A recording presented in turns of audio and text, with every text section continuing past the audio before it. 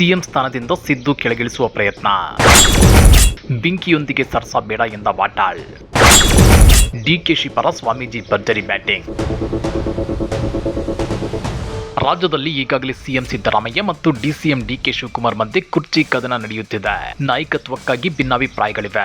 DK Shivakumar ಅವರನ್ನ ಕೂಡಲೇ ಮುಖ್ಯಮಂತ್ರಿ ಸ್ಥಾನದಲ್ಲಿ ಕೂರಿಸಬೇಕು ಅಂತೇಳಿ ಆರ್ಯ ಈಡಿಗ ಕೇಂದ್ರ ಸಮಿತಿ ಮುಖ್ಯಸ್ಥ ಪ್ರಣವಾನಂದ ಸ್ವಾಮೀಜಿ ಒತ್ತಾಯಿಸಿದ್ದಾರೆ.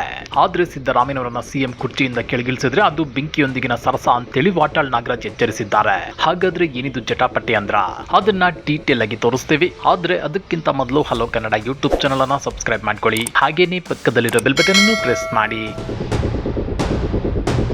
ರಾಜ್ಯ ಕಾಂಗ್ರೆಸ್ನಲ್ಲಿ ಸಿದ್ದು ಬಣ ಮತ್ತು ಡಿಕೆಶಿ ಬಣಗಳ ನಡುವೆ ಮಾತಿನ ಮಲ್ಲಯುದ್ಧ ನಡೆಯುತ್ತಿದೆ.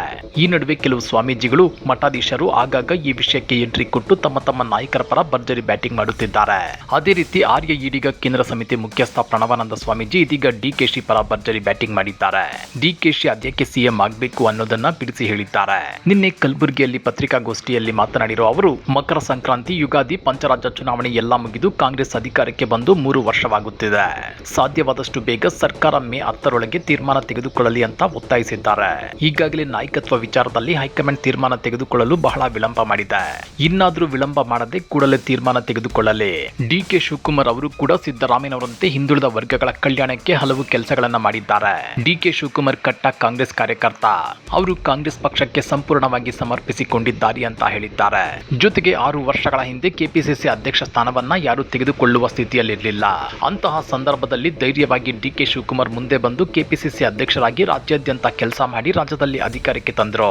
ಸಾಕಷ್ಟು ಕಿರುಕುಳ, ನೋವು ಅನುಭವಿಸಿ ಮುಖ್ಯವಾಗಿ ಡಿಕೆ ಶಿವಕುಮಾರ್ ಅವರು ಕಾಂಗ್ರೆಸ್ ಪಕ್ಷ ಅಧಿಕಾರಕ್ಕೆ ಬರುವಂತೆ ಮಾಡಿದ್ರು. ಇದರಿಂದ ಅವರಿಗೆ ಮುಖ್ಯಮಂತ್ರಿ ಹುದ್ದೆ ಕೊಡಬೇಕು ಅಂತೇಳಿ ಪ್ರಣವಾನಂದ ಸ್ವಾಮೀಜಿ ಒತ್ತಾಯಿಸಿದ್ದಾರೆ. ಆದರೆ ಕನ್ನಡ ಹೋರಾಟಗಾರ ಹಾಗೂ ಮಾಜಿ ಶಾಸಕ ವಾಟಾಳ್ ನಾಗರಾಜ್ ಅವರು ಮಾತ್ರ ಸಿದ್ದರಾಮಯ್ಯನವರನ್ನ ಸಿಎಂ ಕುರ್ಚಿಯಿಂದ ಕೆಳಗಿಳಿಸುವ ಯತ್ನ ಬೆಂಕಿಯೊಂದಿಗೆ ಸರಸ ಅಂತೇಳಿ ಎಚ್ಚರಿಸಿದ್ದಾರೆ. ಪ್ರಸ್ತುತ ರಾಜ್ಯದ ಯಾವುದೇ ಪಕ್ಷದಲ್ಲಿ ಸಿದ್ದರಾಮಯ್ಯನವರಂತಹ ಸಾಮರ್ಥ್ಯ ಹೊಂದಿರುವ ನಾಯಕರಿಲ್ಲ. ಇಂಥ ಟೈಮಲ್ಲಿ ಅವರನ್ನ ಸಿಎಂ ಕುರ್ಚಿಯಿಂದ ಕೆಳಗಿಳಿಸೋದು ಸೂಕ್ತವಲ್ಲ ಅಂತೇಳಿ ವಾಟಾಳ್ ನಾಗರಾಜ್ ಹೇಳಿದ್ದಾರೆ. ಹೌದು ವೀಕ್ಷಕರೇ, ಮಂಗಳೂರಿನಲ್ಲಿ ಸುದ್ದಿಗಾರರನ್ನು ಉದ್ದೇಶಿಸಿ ಮಾತನಾಡಿರೋ ವಾಟಾಳ್ ನಾಗರಾಜ್, ಸಿದ್ದರಾಮಯ್ಯ ಅವರನ್ನ ಬದಲಾಯಿಸುವ ಅಗತ್ಯವಿಲ್ಲ. ಕಾಂಗ್ರೆಸ್, ಬಿಜೆಪಿ ಅಥವಾ ಜೆಡಿಎಸ್ ಯಾವುದೇ ಪಕ್ಷದಲ್ಲೂ ಸಿದ್ದರಾಮಯ್ಯನವರಂತಹ ನಾಯಕರಿಲ್ಲ. ಅವರು ಅದ್ಭುತ ವಿಚಾರಗಳನ್ನ ಹೊಂದಿರುವ ವ್ಯಕ್ತಿ ಮತ್ತು ಮುಖ್ಯಮಂತ್ರಿಯಾಗಲು ಅಗತ್ಯವಿರುವ ಎಲ್ಲ ಸಾಮರ್ಥ್ಯವನ್ನ ಹೊಂದಿದ್ದಾರೆ ಅಂತ ಹೇಳಿದ್ದಾರೆ. ಅವರು ಕಳೆದ 7 ವರ್ಷಗಳಿಗೂ ಹೆಚ್ಚು ಕಾಲ ರಾಜ್ಯವನ್ನ ಸಮರ್ಥವಾಗಿ ನಡೆಸಿದ್ದಾರೆ. ಅವರನ್ನ ಬದಲಾಯಿಸಲು ಯಾರಿಂದಲೂ ಆಗಲ್ಲ ಅಂತಾನೂ ಹೇಳಿದ್ದಾರೆ. ಅಷ್ಟೇ ಅಲ್ಲ, ಸಿದ್ದರಾಮಯ್ಯನವರನ್ನ ಕೆಳಗಿಳಿಸುವ ಪ್ರಯತ್ನಗಳು ರಾಜ್ಯವ್ಯಾಪಿ ಅಶಾಂತಿಗೆ ಕಾರಣವಾಗಬಹುದು. ಅವರನ್ನ ಪದಚ್ಯುತಿಗೊಳಿಸಿದರೆ ರಾಜ್ಯದಲ್ಲಿ ಕ್ರಾಂತಿಯಾಗುತ್ತೆ. ಸಾವಿರಾರು ಜನ ಜೈಲಿಗೆ ಹೋಗಲು ಸಿದ್ಧರಾಗುತ್ತಾರೆ. ಅಂತಹ ಕ್ರಮವು ಕರ್ನಾಟಕಕ್ಕೆ ಯಾವುದೇ ರೀತಿಯಲ್ಲಿ ನೆರವಾಗುವುದಿಲ್ಲ ಅಂತೇಳಿ ಹೇಳಿದ್ದಾರೆ. ಇನ್ನ ದಲಿತ ಮುಖ್ಯಮಂತ್ರಿಯ ಪ್ರಶ್ನೆಗೆ ಉತ್ತರಿಸಿರುವ ವಾಟಾಳ್ ನಾಗರಾಜ್, ಸಿದ್ದರಾಮಯ್ಯ ಅವರ ಅಧಿಕಾರಾವಧಿ ಪೂರ್ಣಗೊಂಡ ನಂತರ ಆ ವಿಚಾರವನ್ನ ಪರಿಗಣಿಸಬಹುದು ಅಂತ ಹೇಳಿದ್ದಾರೆ. ಸಿದ್ದರಾಮಯ್ಯ 13-14 ಬಾರಿ ರಾಜ್ಯ ಬಜೆಟ್ ಮಂಡಿಸಿದ್ದಾರೆ. ಅವರು ಉಪಮುಖ್ಯಮಂತ್ರಿಯಾಗಿ ಸೇವೆ ಸಲ್ಲಿಸಿದ್ದಾರೆ. ಅವರು ಕಾಂಗ್ರೆಸ್ ಪಕ್ಷಕ್ಕೆ ಶಕ್ತಿ ಮತ್ತು ಗೌರವವನ್ನ ತಂದುಕೊಟ್ಟು ಎಲ್ಲರ ಮೆಚ್ಚುಗೆಗೆ ಪಾತ್ರವಾಗಿದ್ದಾರೆ ಅಂತೇಳಿ ಸಿಎಂ ಸಿದ್ದರಾಮಯ್ಯನವರನ್ನ ವಾಟಾಳ್ ನಾಗರಾಜ್ ಹಾಡಿ ಹೋಗಲಿದ್ದಾರೆ.